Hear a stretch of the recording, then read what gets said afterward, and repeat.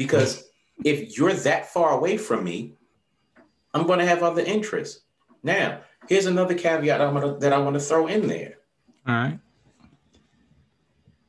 Let's just say my wife lives in Charlotte, and I'm living north of Baltimore where I live. If something happens to my spouse, I have that much time to travel to get to my spouse. If something happens to my child, I have that much time to travel to get to my child. If something happens to me, they have that much time to get to me. I can't be there for them when they need me. I can't physically be there for them when they need me. They can't physically be there for me if I need them.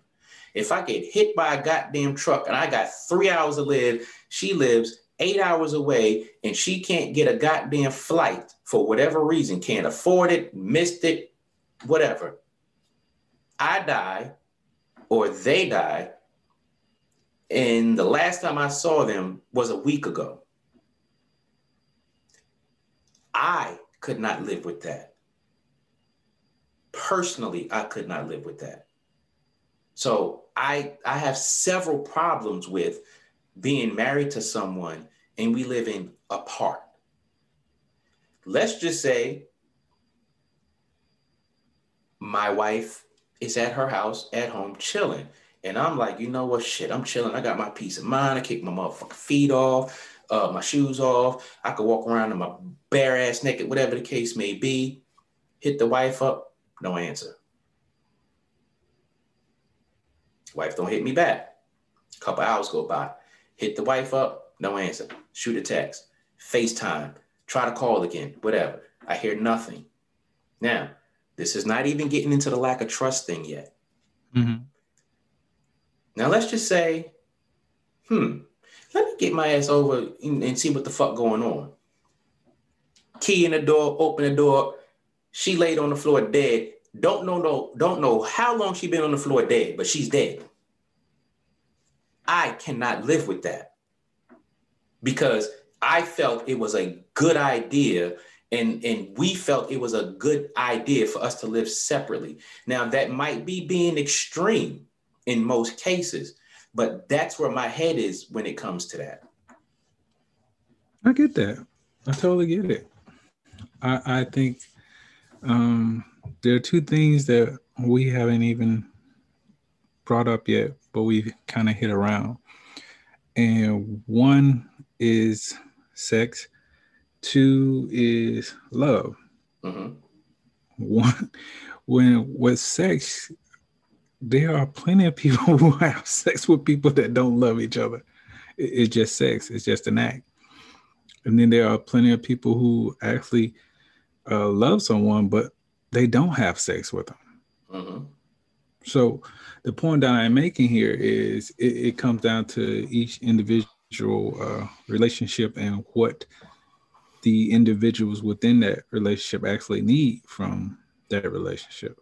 Mm-hmm. And I'll just leave that there. But I don't know, when it comes down to, and I get this whole scenario about, if, your spouse died and you lived in a different place, you would feel some type of way. I get that totally. For me, the way I look at that is, it's kind of like my cousins, right? Mm-hmm. I love the hell out of my cousins. We talk often.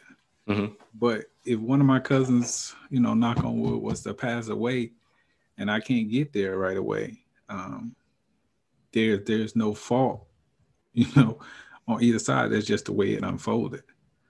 But So you can't compare a cousin to a spouse to a degree. I'm talking about the situation itself of being right there if they were to pass away. That's the aspect that I'm talking about. But as far as like a actual spouse, would I feel some kind of way if I couldn't get to my wife if she passed away? Of course I would feel, something about it. For whatever reason, I may be out of town. I didn't get the call until late. Hey, so and so is in the hospital, and it's not looking good. She may have been in, God forbid, again, an accident or something like that while I was out of town. So yes, of course, I'm going to feel some type of way. I would want to be there immediately. But if I couldn't, it's just the way, the situation unfolded. But you still can't. Okay, so here's the thing. You're comparing a cousin to a spouse in the aspect of if the cousin died, it's what it is. I couldn't be there. But your cousin, you've generally known all your life. You never had the desire to, in most situations, never had the desire to live under the same roof with your cousin.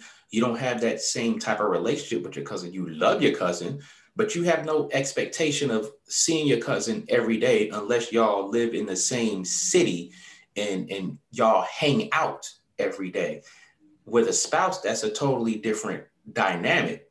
Now, if you are out of town on vacation, visiting family, boys trip, work, whatever the case may be, and you're out of town, that's a totally different dynamic from my wife lives here and I live here.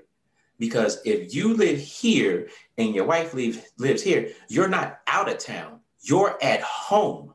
Your spouse is over there at home. You have two separate households. You're not out of town. Mm-hmm. Now, let's just say you live in two different places and you happen to be out of town, away from home. That's still out of town. When it comes down to it, you two do not share the same household. You're hours away. Hours away.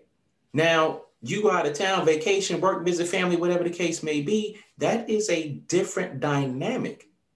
Because if you live under the same roof, there's that expectation or understanding that when you go home, you're going home to the same place where your spouse lives. But if you live in two separate places, there is no, well, but I could be out of town. No, you live in two different places. You are never there at those times when your spouse needs you because you live elsewhere. So that's how I look at that. I mean, but again, the thing about it is the choice was made within that relationship to live like that. Yeah, I understand that. So, totally understand that. Whether we be in the same city or, a different country, it's basically the same thing. We both made that choice. So again, whether that person, something was to happen, you can't get there right away because you don't know. Now that's different. But if you're in the same city and, like you said, you call, you check, and something, comes across you and say, this isn't right. Let me go see what's going on. And you do get there and you do find your mate in a incapacity state. At that point, it's kind of like it just unfolded that way. You get what I'm saying? Kind of like, even if, let's say you both lived in the same household, right? And for whatever reason, you had to run out. Maybe you had some errands to run, or you need to go check on, another relative, something like that. But anyway, so you call your mate to ask about something certain, and you don't get an answer, and you're like, well, that's kind of odd. But anyway, you continue on, taking care of your errands or whatever. And again, you call and you don't get an answer, and you're like, well, let me go and check. So by the time you make it back home, this person, for whatever reason, is laying in a state of needing help, but you weren't there. So it's kind of like, again, that's just how it unfolded. So whether you live in the same household or not, when it's, for lack of a better term, when it's sometimes, somebody's time to go is that time to go.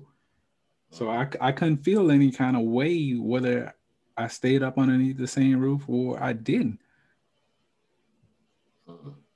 If you get what I'm saying. I get what you're saying, but when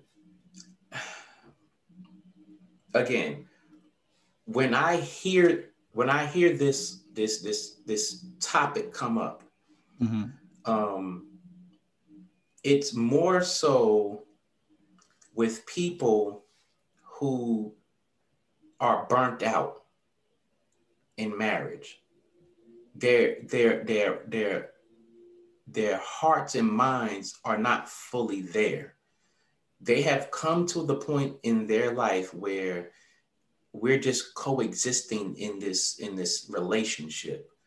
And I'm just speaking from what I know, from who the people I've talked to. And a lot of them don't have the mindset that, oh, it is what it is. If this happened to this person, well, it was their time ago. It doesn't matter this, that, and the other. So again, if two people decide to want to live in separate houses and have separate lifestyles and stuff like that, that is something that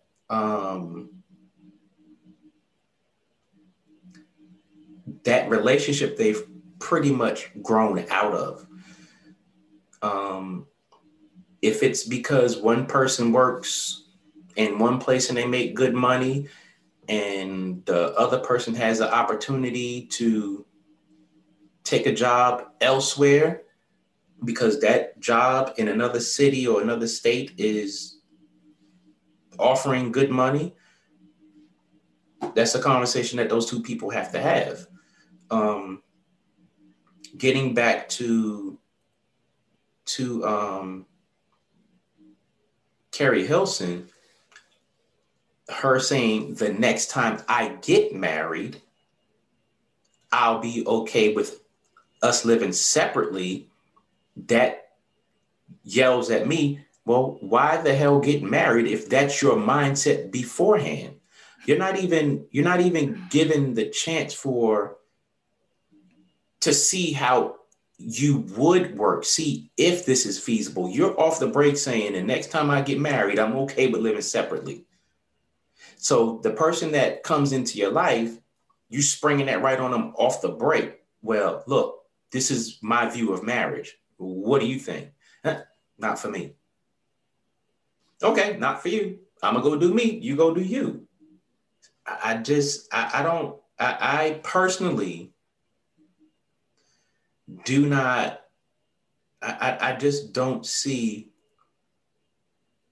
me having a successful marriage like that. I totally get it. I really do. Again, I'm just coming from a place of I'm so how can I put this? All right, let me ask you this then. Before you got married to each one of your wives, y'all lived separately, right? Mm-hmm.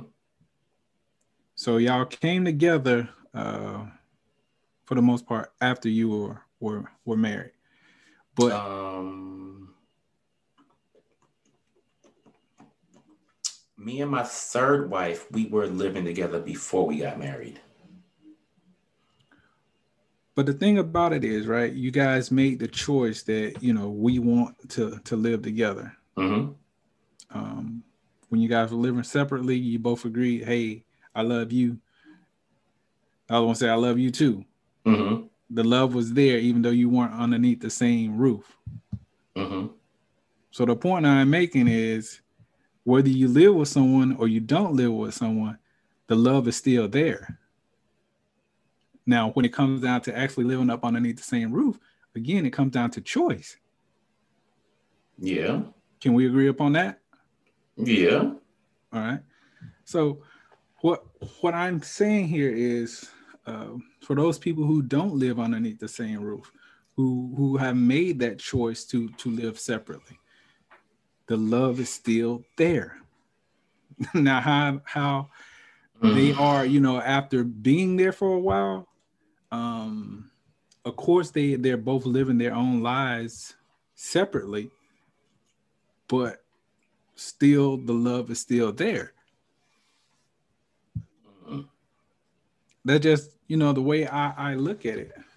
And again, it's kind of like, for me, and I'm speaking on the subject of love alone.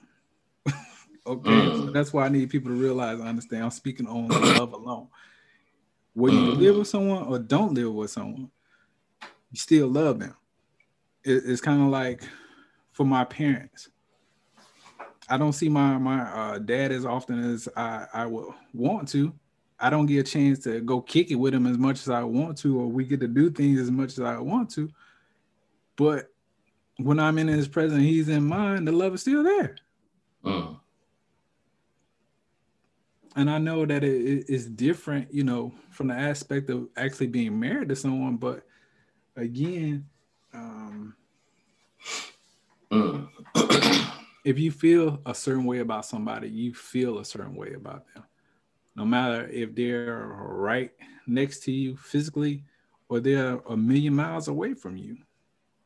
That feeling that you have for them, or those, I guess that chemistry or that dynamic of that relationship, it doesn't change. Not saying that it can't change. Of course, over time, if you did not have that understanding from the get-go, things may change.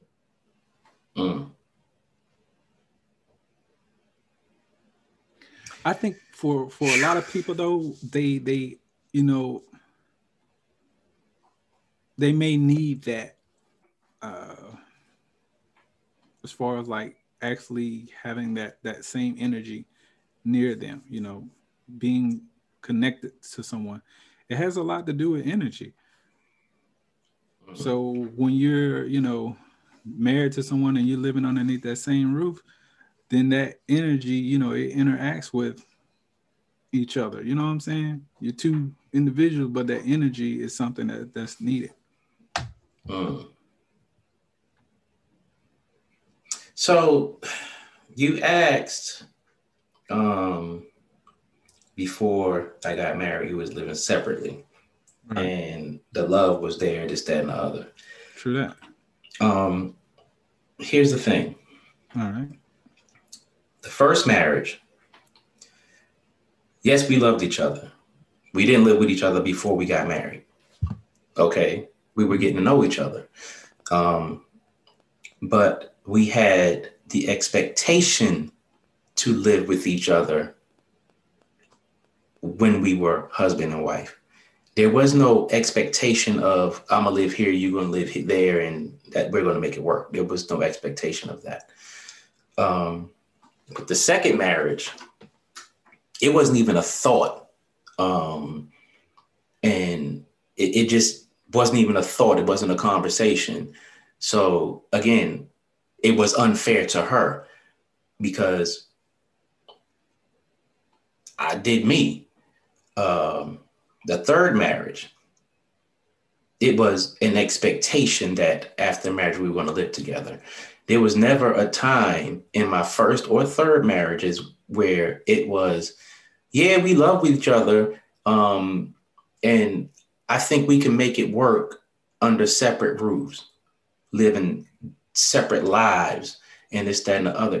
That was never a theory of marriage. That is not my idea of marriage. Living under separate roofs, because if we're living separately, we have separate lifestyles and we're going to come together, here and there every now and then. There was no job thing that had us living separately, and all of that. So I can't with good conscience say that me being who I am, I would be okay with doing that. I just don't, because at times I can have a short attention span. And if you're not right there, I'm going to lose interest because you're not there. And then I'm going to think, well, if we're not living under the same roof, why the hell are we together? It just makes no sense to me. Now, if it's because of a job,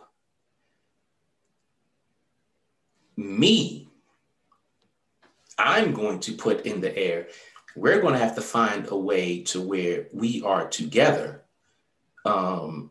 whether we relocate as a unit or we make a better decision on what the hell is going on. Because again, you take a job down in Texas making 150 grand a year, and I'm going to be over here in Maryland making 100 grand a year. You half the country away. What do you expect me to do in this time? What am I expecting you to do in that time?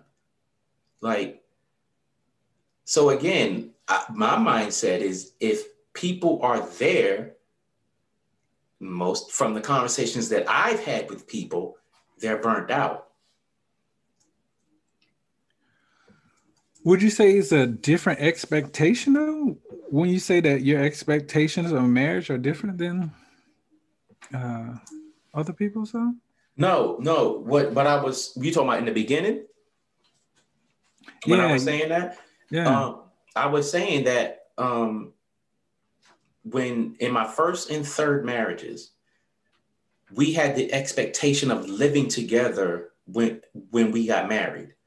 It was never a thing where the conversation was going to maybe pop up that, well, what do you think about us living separately? That was never in the air. Okay. Well, we're going to have a part 2 to this. We didn't mean to let time get away from us like this, but we don't want to continue. We know people got things to do. So once again, we're going to thank everybody for joining the King and I Life podcast. We hope that your day is going great. And please look us up on all your major podcast platforms. You can find us on Facebook, YouTube, and we are really, really working hard to bring you that Patreon channel. We're just trying to build up more content there for you.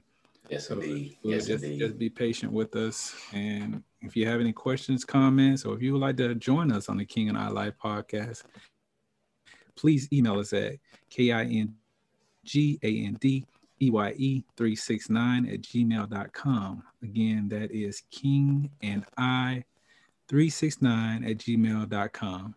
And we want to thank you for tuning in with us. Yes. And we'll see y'all next time. We're going to take it out with Miss Breezy with Road Time. Hit up my chicas, tell them where to meet me. Bring up my tell them where to link me. Ping up my people, tell them try to keep up. Believe I'm turning off my phone, so you're gonna have to link up. Cause around 10 o'clock on the dot, I'm trying to head out, hit the dock. No, it's cocked until the sun's up. Give me some scotch in the bud and then my hair.